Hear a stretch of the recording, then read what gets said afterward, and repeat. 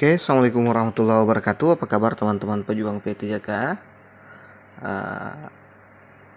Semoga dengan belajar, insya Allah apa yang kita usahakan, apa yang kita cita-citakan bisa terwujud di tahun 2021 ini. Amin, amin ya rabbal alamin. Bagi yang baru bergabung, saya mohon bantuannya untuk klik subscribe, jangan lupa like-nya juga. Bagi yang sudah subscribe, terima kasih banyak teman-teman. Insya Allah itu jadi pahala jariah sepanjang channel ini tetap jalan dan bisa bermanfaat untuk orang lain. Baik, pada kesempatan kali ini saya akan mencoba untuk membahas soal-soal yang ada di kementerian, soal-soal yang ada di kementerian Ayo Belajar ya, Ayo Belajar situ yang belajar mandiri. Mudah-mudahan bisa bermanfaat untuk teman-teman. Baik, kita langsung masuk ke soal yang pertama. Di dalam proses pembelajaran, para siswa dihadapkan dengan situasi di mana ia bebas untuk mengumpulkan data, membuat dugaan atau hipotesis, mencoba-coba atau trial and error, mencari dan menemukan keteraturan atau pola, menggeneralisasi atau menyusun rumus beserta bentuk umum, membuktikan benar tidaknya dugaannya itu. Hal ini merupakan penerapan teori belajar A. Humanistik, B. Cybernetik, C. Konstruktivistik, D. Behavioristik, E. Kognitivistik. Ya, bagi teman-teman yang mau coba jawab silahkan pause dulu videonya ya. Nanti setelah itu baru dilanjutkan ya. Baik, untuk soal ini jawaban yang tepat ya adalah dia termasuk teori belajar konstruktivistik ya.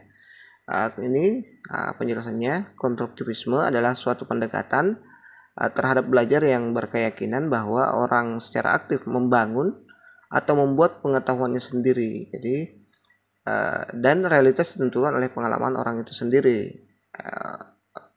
Ini ditulis di buku Abimanyu tahun 2008 di halaman 22 ya. Jadi ini para siswa ini dia bebas ya mengumpulkan data, ini membangun atau membuat pengetahuannya sendiri ya. Ini dia.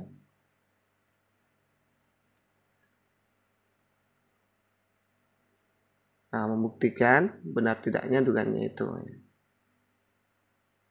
Jadi belajar berdasarkan pengalaman ya, atau belajar dengan membangun diri sendiri untuk belajar. Oke, kita lanjut ke soal berikutnya. Di bawah ini adalah tipe belajar menurut Habermas, kecuali A. Belajar aktif, B. Belajar teknis, C. Belajar konsep, D. Belajar praktis, E. Belajar emansipatoris. Jadi jawaban yang tepat adalah belajar aktif ya. Ini dia penjelasannya menurut Habermas nih.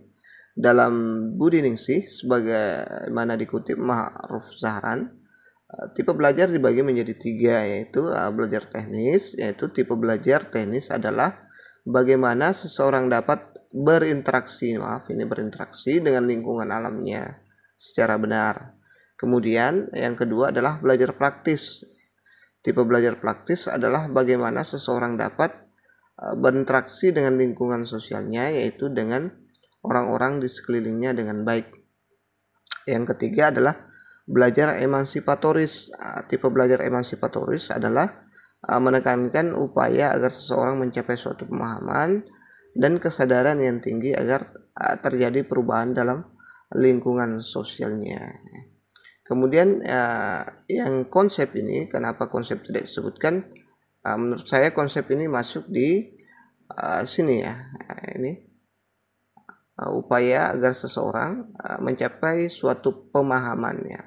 Jadi konsep itu lebih ke arah pemahaman seseorang. Oke, kita lanjut ke soal berikutnya. Cara atau jalan yang ditempuh oleh guru untuk menyampaikan materi pembelajaran sehingga tujuan pembelajaran dapat dicapai merupakan A. Metode pembelajaran, B. Model pembelajaran, C. Pendekatan pembelajaran, E. Evaluasi pembelajaran.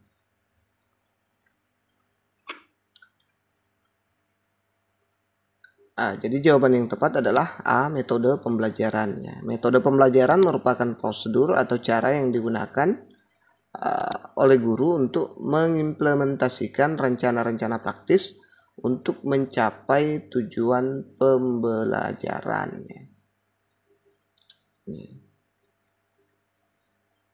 Maaf, salah coret.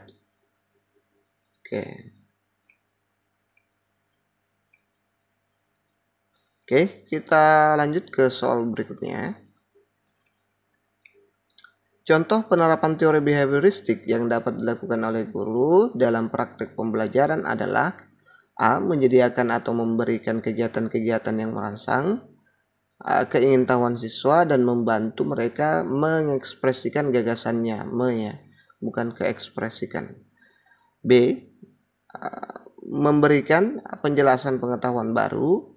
C. Memberikan stimulus kepada peserta didik berupa penataan lingkungan belajar. D. Membimbing siswa dalam memperoleh pengetahuan baru. E. Memahami tahap-tahap perkembangan peserta didik dan menggunakan metode pembelajaran sesuai dengan tahap tersebut. Oke, jadi jawaban yang tepat adalah memberikan stimulus kepada peserta didik berupa penataan lingkungan belajar. Ini dia penjelasannya. Belajar merupakan akibat menurut behavioristik, belajar merupakan akibat adanya interaksi antara stimulus dan respon. Ini menurut Slavin tahun 2000 dalam bukunya 143 halaman 143. Seseorang dianggap telah belajar sesuatu jika dia dapat menunjukkan perubahan perilaku menurut teori ini dalam belajar yang penting adalah input yang berupa stimulus dan output yang berupa respon. Stimulus adalah apa saja yang diberikan guru kepada pembelajar, sedangkan respon berupa reaksi atau tanggapan pembelajar terhadap stimulus yang diberikan oleh guru tersebut. Proses yang terjadi antara stimulus dan respon tidak penting untuk diperhatikan, tidak dapat diamati dan tidak dapat diukur. Jadi prosesnya tidak bisa diukur prosesnya. Nanti setelah ada hasil baru bisa diukur apakah ada perubahan atau tidak Yang dapat diamati adalah stimulus dan respon. Oleh karena itu apa yang diberikan oleh guru, stimulus, dan apa yang diterima oleh pembelajar atau respon harus dapat diamati dan diukur. Teori ini mengutamakan pengukuran sebab pengukuran merupakan suatu hal penting untuk melihat atau ada tidaknya perubahan tingkah laku tersebut jadi tidak bisa ini tadi yang saya maksud. Jadi harus ada perubahan tingkah laku. Nah, ini yang dapat dilakukan guru adalah memberikan stimulus untuk menata lingkungan belajar dan kemudian nanti dilihat hasilnya pada saat siswa merespon seperti itu. Jadi kalau ada teori behavioristik seperti ini ingat bahwa behavioristik itu menekankan istilah stimulus dan respon. Oke, kita lanjut ke soal berikutnya. Seluruh komponen pendidikan memiliki tujuan yang sama, yaitu terbentuknya manusia yang ideal, manusia yang dicita-citakan, yaitu manusia yang mampu mencapai aktualisasi diri. Pernyataan tersebut merupakan bagian dari teori A. Konstruktivistik, B. Kognitivistik, C. Sibernetik, D. Behavioristik, E. Humanistik. Jadi jawaban yang tepat adalah humanistik. Menurut teori humanistik, belajar harus dimulai dan ditujukan untuk kepentingan memanusiakan manusia. Teori belajar humanistik sifatnya abstrak dan lebih mendekati kajian filsafat maaf salah ketik lagi. Teori ini lebih banyak berbicara tentang konsep-konsep. Dalam teori pembelajaran humanistik, belajar merupakan proses yang dimulai dan ditujukan untuk kepentingan memanusiakan manusia. Jadi kalau ada soal yang membahas tentang manusia yang ideal, atau manusia yang diceritakan. Nah, ini kata kuncinya manusia. Berarti dia berhubungan dengan teori humanistik ya. Karena humanistik ini berasal dari bahasa Inggris human ya, manusia. Oke, kita lanjut ke soal berikutnya. Teori belajar yang mengutamakan perubahan tingkah laku pada individu yang belajar dengan mengutamakan hubungan stimulus-respon merupakan teori belajar A. Konstruktivistik, B. Behavioristik, C. Kognitivistik, D. Humanistik, D. Rekonstruktivistik. Ingat ada kata stimulus dan ada kata respon, pasti endingnya adalah behavioristik. Coba kita cek jawabannya.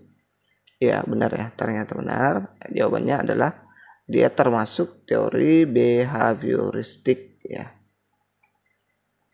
Teori belajar behavioristik adalah sebuah teori yang dianut oleh Gage dan Berliner tentang perubahan tingkah laku sebagai hasil dari pengalaman. Beberapa ilmuwan yang termasuk pendiri dan penganut teori ini antara lain adalah Thorndike, kemudian Watson, Hull, Guthrie, dan Skinner. Kita lanjut ke soal berikutnya. Pernyataan berikut yang menjelaskan makna istilah kognitif adalah A. Kemampuan mengemukakan pendapat, B. Kemampuan berkomunikasi, C. Kemampuan untuk memecahkan masalah, D. Kemampuan berinteraksi, E. Kemampuan untuk mengintegrasikan diri. Jadi jawaban yang tepat adalah istilah kognitif itu adalah kemampuan untuk memecahkan masalah. Kognitif dalam bahasa ilmiah berarti proses berpikir manusia. Dalam perkembangan selanjutnya, istilah kognitif menjadi populer dalam domain atau wilayah psikologis manusia yang meliputi perilaku mental dan pemahaman, pengolahan informasi, pemecahan masalah, dan keyakinan. Jadi ini juga dipakai dalam dunia pendidikan. Kita lanjut ke soal berikutnya.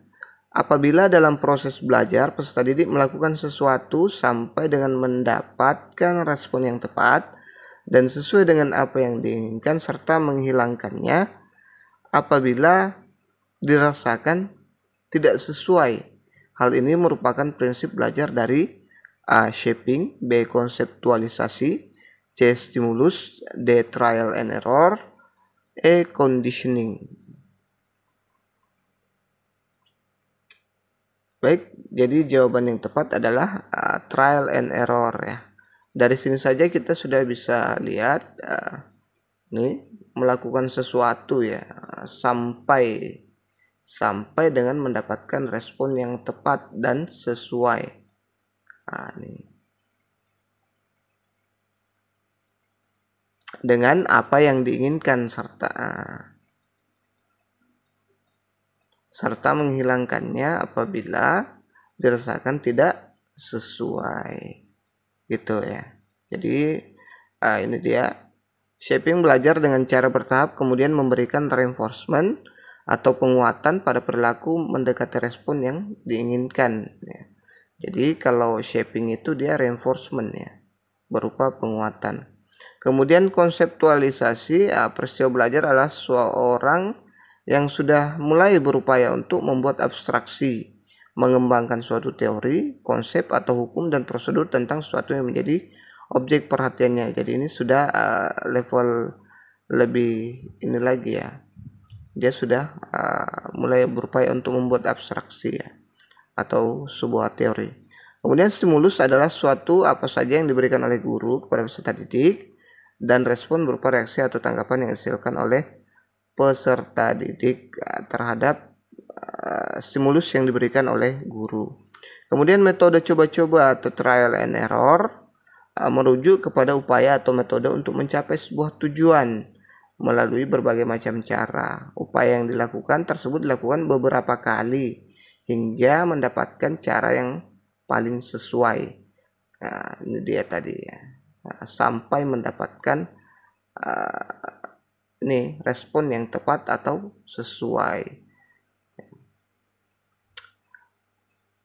Oke, selanjutnya adalah pembelajaran conditioning. Conditioning itu juga sebenarnya terbagi dua ya. Cuman yang saya ambil di sini hanya operan conditioning ya, yang dibawa oleh Skinner.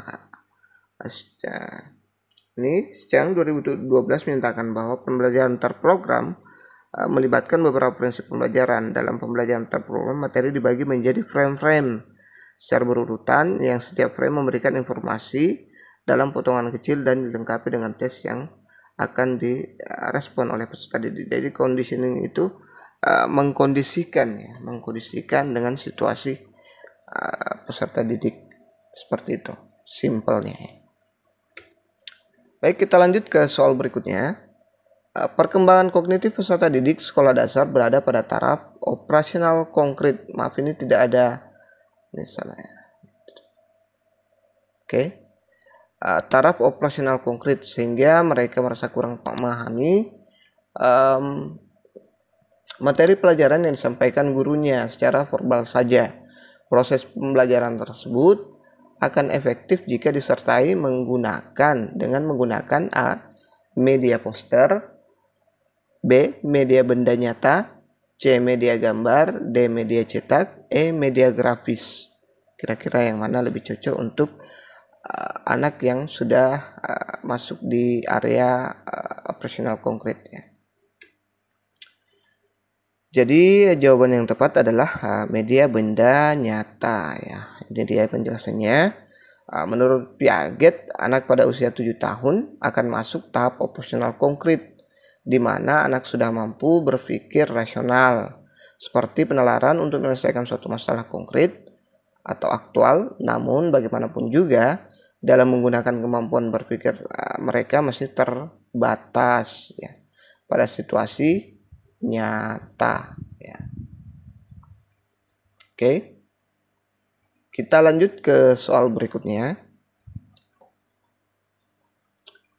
Pak Aris merupakan guru kelas 5 SD. Ketika memberikan pembelajaran menyanyi atau musik, memilih lagu-lagu dari asal daerah peserta didiknya.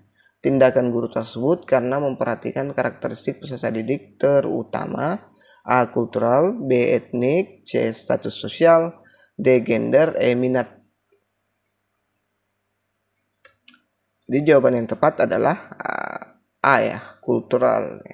Kultural atau kebudayaan menurut A.B. Taylor merupakan suatu yang kompleks, yang di dalamnya mengandung pengetahuan, kepercayaan, kesenian, moral, hukum, adat istiadat, serta kemampuan-kemampuan lain yang dimiliki masyarakat ya. Oke, kita lanjut ke soal berikutnya. Pada suatu proses pembelajaran yang kebetulan hari itu bertepatan dengan peringatan Hari Sumpah Pemuda, guru sebelumnya telah menghimbau kepada peserta didik untuk mengenakan busana daerah masing-masing. Tindakan guru tersebut memperhatikan karakteristik peserta didik, terutama aspek A. etnik, B. status sosial, C. motivasi, D. moral, E. minat. Oke, untuk yang ini kita coba cek jawabannya. Jadi dia termasuk memperhatikan aspek etnik ya. Ini adalah etnik adalah rasa identitas diri yang berkaitan dengan kelompok, kultur, sosial, umum, dan warisan budaya. Oke, habis. Itu saja dulu yang sempat kita share. Insyaallah nanti kita akan share lagi, perbanyak lagi pembahasannya. Jangan lupa subscribe, like, dan share. Terima kasih banyak sudah menonton. Assalamualaikum warahmatullahi wabarakatuh.